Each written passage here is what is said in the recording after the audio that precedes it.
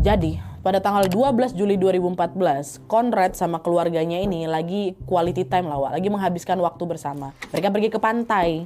Di pantai mereka makan, happy-happy. Pokok quality time lah.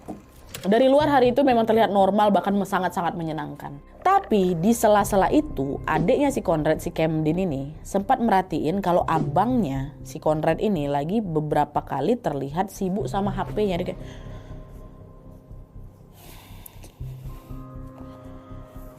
kayak gelisah gitu, Wak. Setelah dia baca chat di HP-nya itu, cuma di situ Camden nggak berkomentar, dia nggak nanya abangnya, dia, ya udahlah biarin aja, mungkin abang aku anxiety-nya lagi datang gitu ya kan.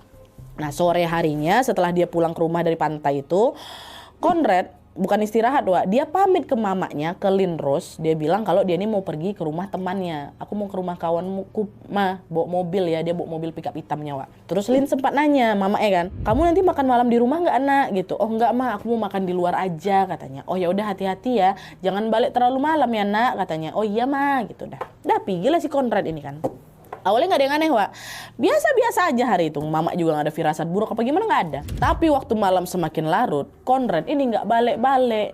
Lynn sempat ngubungin dia ya kan, lewat pesan, lewat telepon, nggak ada direspon, nggak ada jawaban, nggak dibalas chatnya, telepon juga nggak diangkat. Waktu itu si Lynn ini masih mikir, oh mungkin anakku lagi sibuk main kali ini, makanya dia nggak pegang HP-nya gitu kali ya. Tapi ketika malam berganti pagi dan Conrad ini tetap belum juga balik ke rumah, rasa khawatir Lynn ini pun mulai berubah jadi panik. Keluarga pun mulailah nyoba cari si Conrad ini ke beberapa tempat yang mungkin Conrad datangi. Dia coba hubungi ke teman-temannya si Conrad ini, nggak ada tante, nggak ada si Conrad di sini, tadi malam nggak ada, segala macam semua bilang nggak ada. Mamanya nggak hubungin si Michelle, Wak, karena nggak tahu kalau orang ini dekat ya kan. Dicari kemana-mana tetap juga si Conrad ini tidak ditemukan.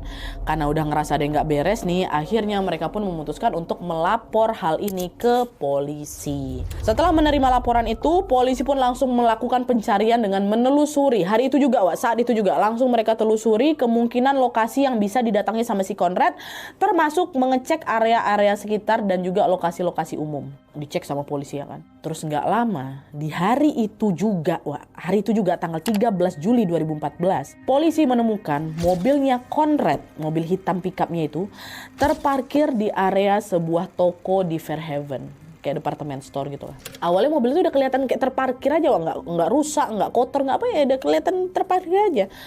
Tapi saat petugas mendekat, mereka udah mulai cium ada bau bahan bakar gitu loh, Wak, dari dalam kendaraan. Nah, waktu dekat dibuka lah si mobil itu, diperiksa dari luar juga.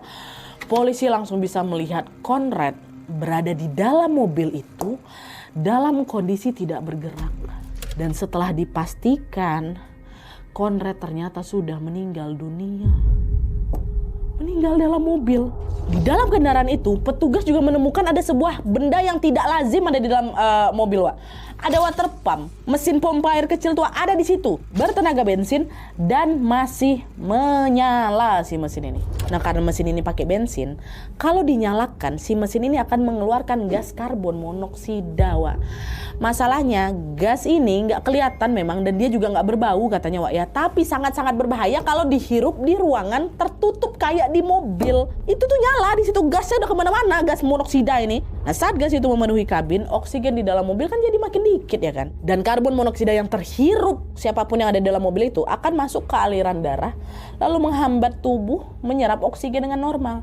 Akibatnya otak dan juga organ-organ penting di dalam tubuh pasti perlahan-lahan kekurangan oksigen. Dalam kondisi seperti itu, seseorang siapapun itu bisa mulai merasa lemas, pusing, linglung, kehilangan kesadaran, lalu nggak lama meninggal dunia.